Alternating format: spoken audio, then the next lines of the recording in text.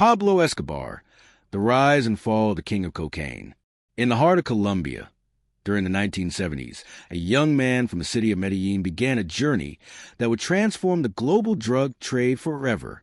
His name, Pablo Emilio Escobar Gaviria.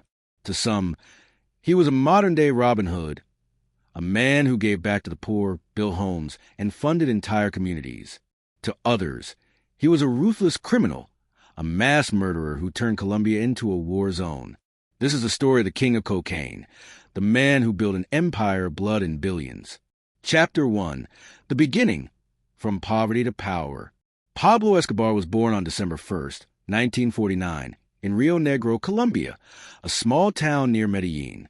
He grew up in a modest household. His father was a farmer, and his mother was a schoolteacher. From a young age, Pablo was ambitious. He wasn't content with a simple life. He dreamed of wealth, influence, and power. His first ventures into crime were small, stealing tombstones and reselling them, smuggling cigarettes and selling fake lottery tickets. But Escobar's ambitions soon outgrew petty crime. By the early 1970s, a new drug was flooding the streets of the United States, cocaine, and Pablo Escobar saw opportunity. Chapter 2. The Empire Rises. The Medellin Cartel. In the mid-1970s, Escobar partnered with other traffickers to form the Medellin Cartel, one of the most powerful criminal organizations in history. The operation was massive and sophisticated. Cocaine was produced in jungle laboratories, smuggled across borders through air routes, hidden in tires, and even inside the bodies of mules. At its peak, Escobar's cartel controlled 80% of the world's cocaine trade, shipping up to 15 tons of cocaine every day into the United States. It's estimated that Pablo Escobar earned over $420 million a week. His net worth soared past $30 billion, making him one of the richest men in the world, richer than most legitimate billionaires of his time. But wealth came at a price. Chapter 3. The Cocaine Kingdom. Luxury, blood, and terror. Escobar built a kingdom unlike any other. His lavish estate, Hacienda Napoles, stretched over 7 square miles, complete with private airstrips, luxury cars, a bull ring, and even a personal zoo filled with exotic animals from around the world. But while Escobar lived in luxury, his empire was built on fear and death. He bribed judges, politicians, and police officers. Those who refused to cooperate faced a brutal choice: plata o plomo, silver or lead. Take the bribe or take the bullet. Under Escobar's rule, thousands died. Bombings, assassinations, kidnappings. Medellin became one of the most dangerous cities on earth. And yet, for many of Colombia's poor, Escobar was a hero. He built housing projects, soccer fields, and community centers. He paid for medical care and food for the needy. He became known as El Patron, the boss. To the people, he was a savior. To the government, a monster. Chapter 4. Politics and Power. The man who wanted to rule Colombia. In 1982, Pablo Escobar made his most audacious move, entering politics. With his charisma and influence among the poor, he was elected as an alternate member of Colombia's Congress, representing the Liberal Party. At first, the political elite dismissed him as a populist novelty. Escobar used his newfound power to promote social projects, funding public housing, and donating money to schools and churches. To the marginalized communities, he wasn't just a politician, he was a savior who understood their struggles. But soon, journalists began digging into his past. The first to expose Escobar's criminal ties was Rodrigo Lara Bonilla, Colombia's Minister of Justice. Lara publicly accused Escobar of being a drug trafficker, calling for his expulsion from Congress. The confrontation humiliated Escobar, who saw politics as his pathway to legitimacy, to becoming more than just a criminal. In 1984, Lara Bonilla was assassinated by motorcycle gunmen. Though Escobar denied involvement, the message was unmistakable. He had declared war on anyone who threatened his power. The assassination shocked Colombia and forced the government to act. For the first time, Escobar's name topped the list of wanted men. His dreams of political power were over, replaced by an all-out battle with the state. Chapter 5. War on the State. Blood in the Streets. The killing of Minister Lara Bonilla marked the beginning of Colombia's darkest era. the narco-terrorist war. The government, now working closely with the United States, signed new extradition treaties allowing Colombian drug lords to be tried in American courts. To Escobar, extradition was worse than death. He declared total war on the government. Car bombs exploded in Bogotá and Medellín, targeting judges, politicians, and police officers. Between 1989 and 1993, more than 600 law enforcement officers were assassinated on Escobar's orders. His motto spread across the country: "We prefer a tomb in Colombia to a jail in the United States." In November 1989, Escobar's cartel detonated a bomb aboard Avianca Flight 203, killing all 107 people on board, including 2 Americans.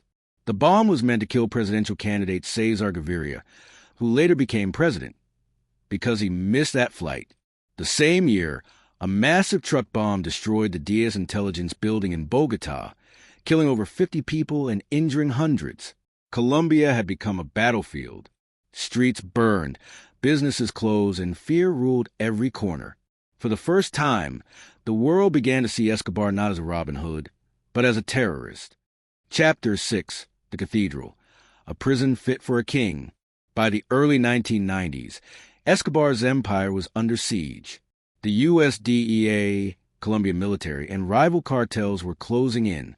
To stop the violence, President Cesar Gaviria offered Escobar a deal: surrender in exchange for protection from extradition to the U.S.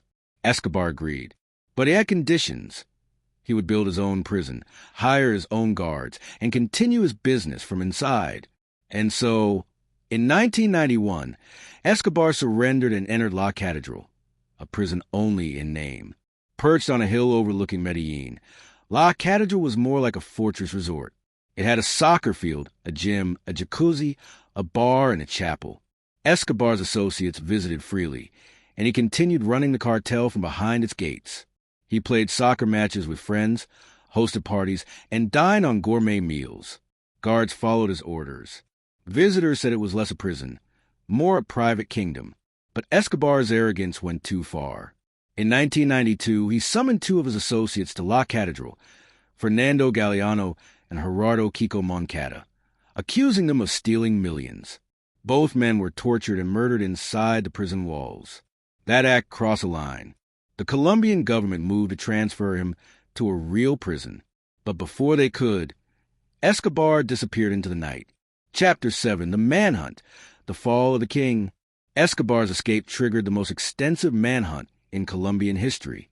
A new elite police unit, the Search Block, was formed, supported by the USDA, CIA, and Delta Force.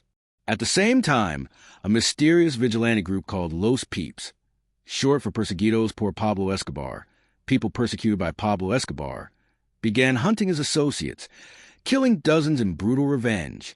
No one knew for certain who funded Los Peeps, but evidence later suggested connections to rival traffickers and elements within the police and U.S. intelligence.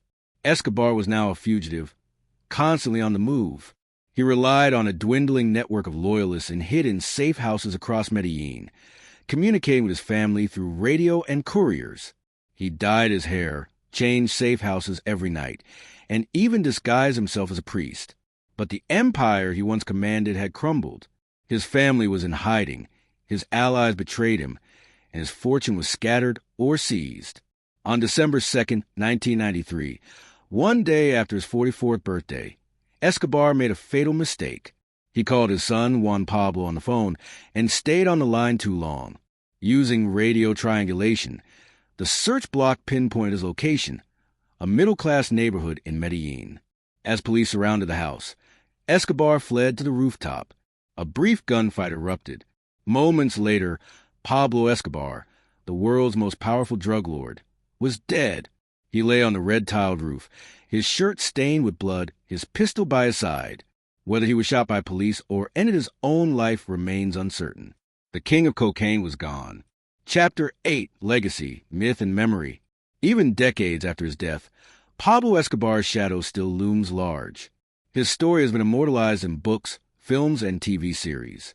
His former mansion, Hacienda Napoles, is now a theme park, and his hippos, left behind his zoo, have multiplied and roamed wild in Colombia, a bizarre reminder of his excess. To some, he remains a symbol of rebellion against the establishment. To others, a symbol of corruption, greed, and destruction. Pablo Escobar changed Colombia and the world forever. His empire, cocaine, blood, and power left behind a legacy that still echoes through generations. Outro. Pablo Escobar was a man of contradictions, a killer and a benefactor, a visionary and a tyrant. But in the end, his empire built on violence collapsed the same way it was built, through blood and betrayal. This was the story of Pablo Escobar, the king of cocaine. Thanks for watching. Please subscribe for more documentary videos.